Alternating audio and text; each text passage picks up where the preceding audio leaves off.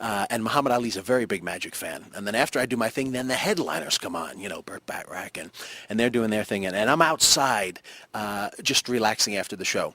Well, their show ends an hour later. The theater doors swing open, and everybody comes out. All of a sudden, the people just parted. It was like the Red Sea. They part, and who's standing right there in the middle is Muhammad Ali, and he's going like this. And I'm looking around like, is he calling me? Oh my, I was shocked. So I walk over and spend some time with him, and he was, tell me your tricks. I need to know your tricks. What's going on? I was like, I can't do that. And we spent some time together. He's a very, very nice guy.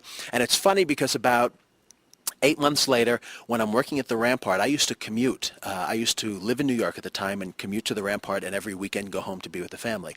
Well, I'm taking the red eye home, and one morning I get off the flight, and I'm at JFK, and I'm walking through the airport at 6 in the morning, and all of a sudden I hear people applauding.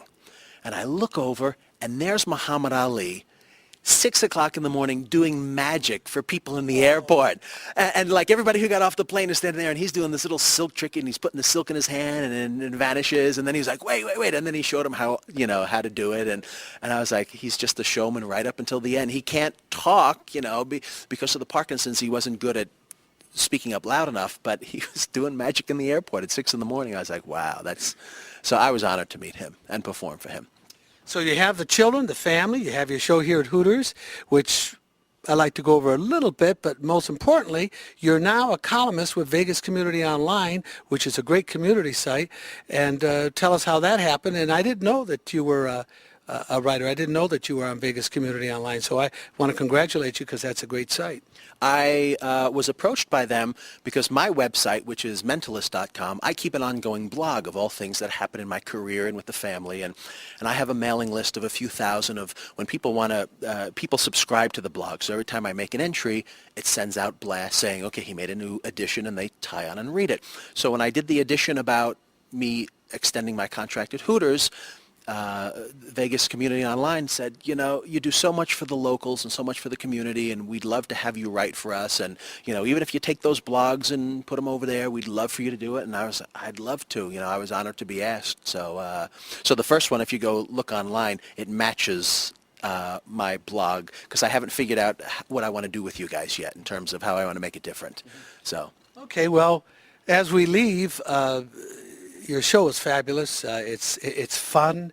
It's something that you need to see, and you'll also learn something on it. And also, there's some therapy about that. And it just came to me.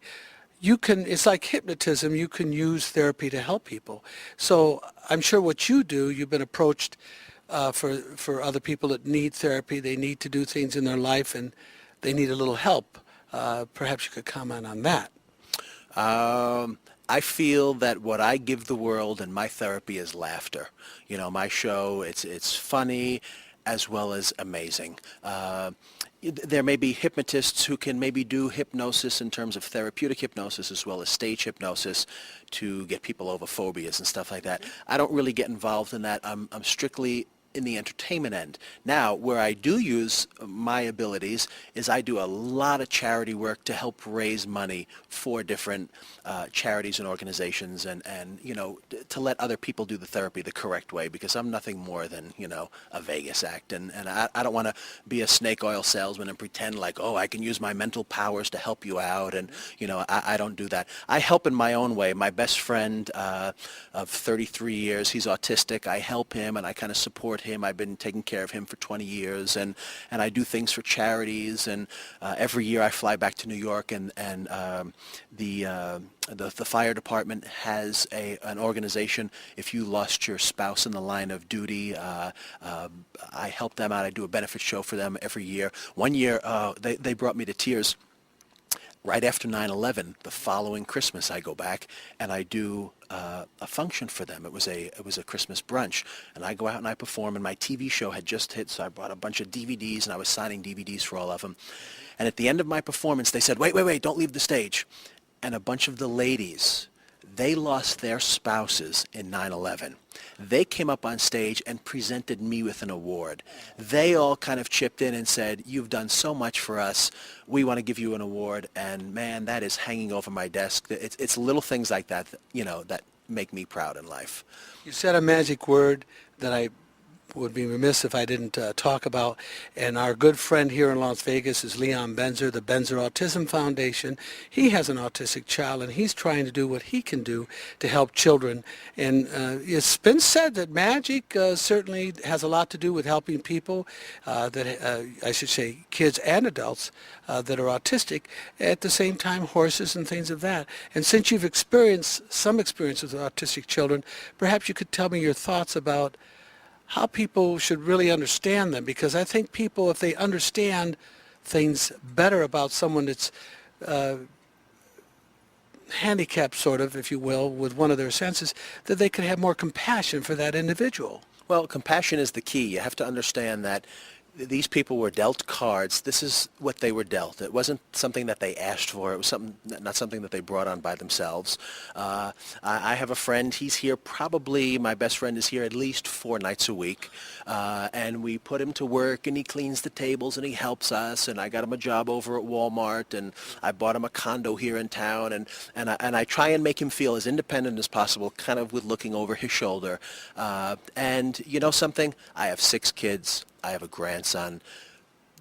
I believe in something known as karma, and what you put out there is what you're going to get back. And I'm not looking for anything back at all by doing things for people like that. But maybe someday my kids will need, good karma thrown in their direction, and that's what I kind of look for. So to me, I just do because I love to do it, and I get more joy out of doing for people than if somebody does for me. If somebody does something for me, I kind of feel like, you shouldn't have did that. You should have did it for somebody. I don't deserve it. Or where I like helping people. I like to.